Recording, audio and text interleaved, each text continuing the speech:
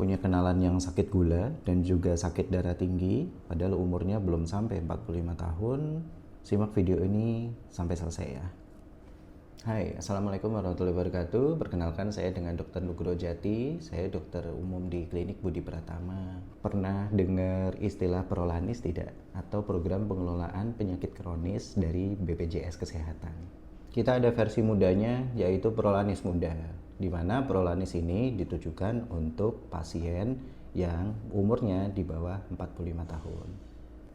Kegiatannya kurang lebih sama dengan Prolanis pada umumnya, yaitu pemeriksaan dan edukasi sebulan sekali, ada pemeriksaan laboratorium baik dari bulanan, 3 bulanan, ataupun juga 6 bulanan sekali. Nah, menariknya kita ada program latihan fisiknya. Nanti saya akan jelaskan kenapa latihan fisik itu sangat penting untuk penderita diabetes dan juga hipertensi. Menurut WHO, sehat itu bukan hanya soal normalnya fungsi organ dan juga terbebasnya kita dari penyakit, melainkan juga keadaan sempurna atau sejahtera baik dari badan kita, pikiran atau mental kita, dan juga lingkungan sosial kita. Nah, kalau kebugaran itu adalah suatu kondisi atau kemampuan diri kita untuk melakukan aktivitas keseharian dengan waspada dan energik. Walaupun kita ngerasa sehat, tidak ada penyakit yang kita derita, itu belum tentu loh kita itu bugar. Bisa jadi kita naik tangga ngos-ngosan, habis itu kelelahan yang luar biasa pada malam hari, mudah emosional, tidurnya tidak nyenyak. Bisa jadi tanda kebugaran kita itu bermasalah. Kalau kita sudah mulai gampang capek dan tidur tidak nyenyak, udah saatnya apa sih? Ya betul, kita sudah saatnya berolahraga. Bentar, olahraga yang kayak apa ya? Nah, definisi olahraga itu sebetulnya agak rancu ya, karena kalau kita lihat dari bahasa Inggrisnya aja, olahraga itu bisa bermakna sports atau games, ataukah exercise, ataukah physical activity. Jadi yang bener yang mana ya? Kalau sports atau games itu yang ada peraturan dan juga ada skor dan juga ada tujuannya.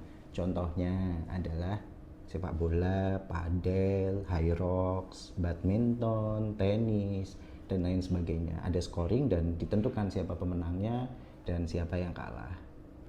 Sedangkan physical activity itu adalah aktivitas yang menggunakan fisik, ya keseharian kita aja.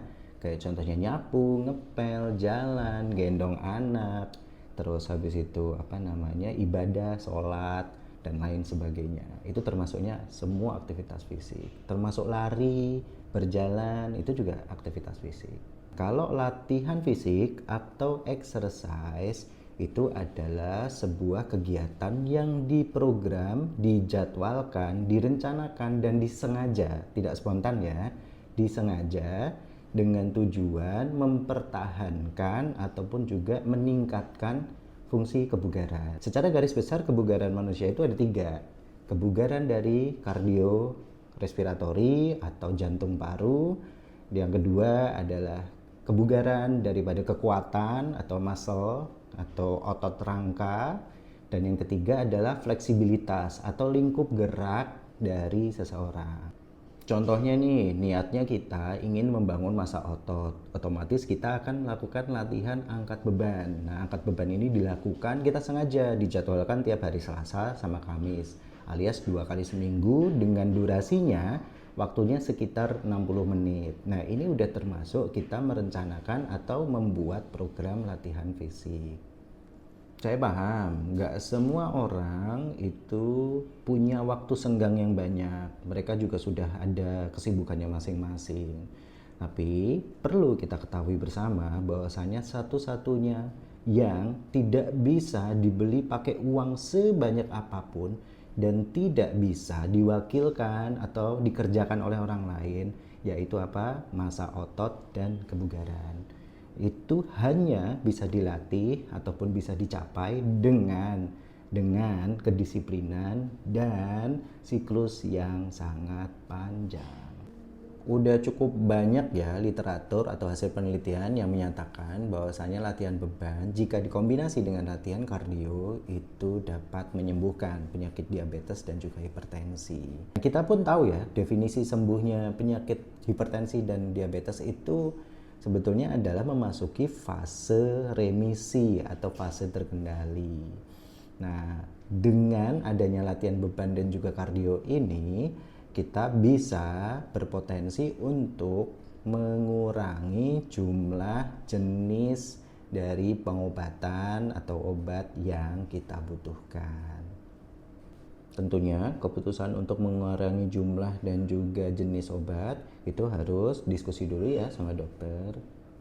Pada penderita diabetes mellitus, latihan beban dikombinasikan dengan kardio itu secara efektif ya terbukti menurunkan gula darah puasa dan juga HbA1c. Karena efek dari latihan bebannya itu tidak hanya terjadi pada saat kita sedang sesi latihan. Ada energi pembakaran atau kalori pembakaran yang terjadi pasca latihan. Nah, kalori itulah yang menyebabkan gula darah kita terpakai secara efektif bahkan 1 hari sampai 2 hari setelah selesai latihan. Kalau untuk penderita hipertensi atau darah tinggi, latihan beban dikombinasikan dengan kardio terbukti secara efektif menurunkan kadar lemak atau memperbaiki profil lipid. Selain itu, pada saat kita berlatih kardio, kita juga melatih otot jantung kita dan memperbaiki sirkulasi darah di tubuh kita. Akibatnya jantung dan juga pembuluh darah kita menjadi lebih terlatih sehingga mengedarkan darah ke seluruh tubuh dengan lebih optimal. Selain itu, latihan beban itu dapat mengatasi makan rakus dan juga menurunkan persen lemak loh. Salah satu hormon yang berperan dalam mengatur rasa kenyang dan juga puas saat kita makan itu adalah leptin ya.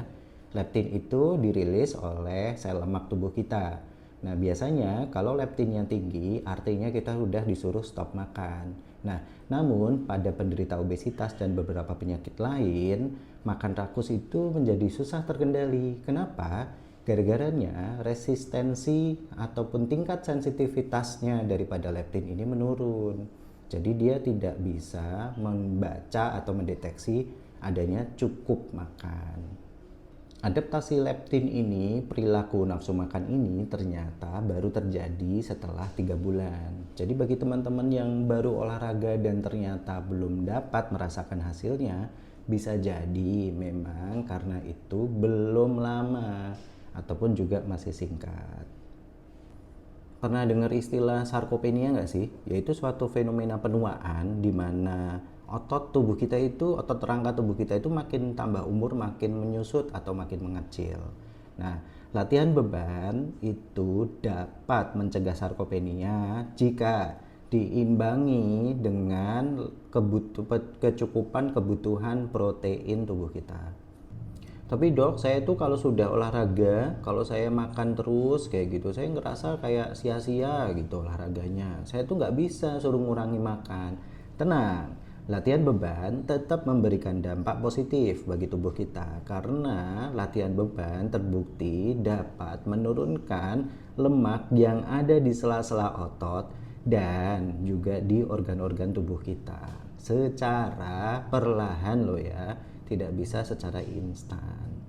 Makanya kalau kita bikin program latihan fisik atau exercise harus terjadwal dan disempatkan.